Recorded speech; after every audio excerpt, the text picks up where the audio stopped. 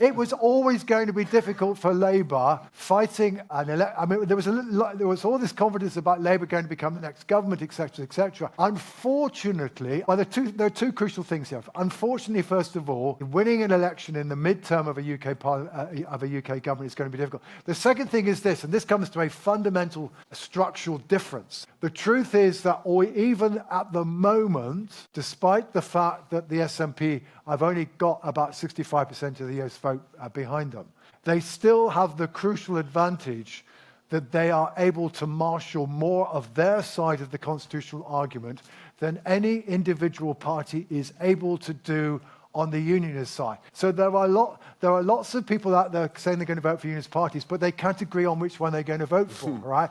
And the thing that Reform have done, because Reform are taking their votes virtually entirely from unionist parties, primarily from the Conservatives, but actually Labour are more vulnerable to Reform north of the border than they are south of the border. But basically what this has done, it's fragmented the unionist vote. I mean, the folk in Scotland are no happier with the SNP now than they were last year, and they're not any happier than they were the year before. But it's around a third of people in Scotland who are still willing to vote for them. And what was last year a losing position is now potentially a winning position, not because of anything they have done, but because of what's happened on the unionist side of the argument. So Labour's problem at the end of the day is, in a sense, they're not going to win this election by being able to try and get folk off the SNP. They've probably maxed that out last year, right? They could get back the people that had voted for them last year, fine, okay? If Labour are going to win this election, they have got to be able to get votes back from Reform, and they've got to ensure that those voters, if they go away from Reform, don't go back to the Tories. They've got to win the unionist vote, and that's where they're struggling.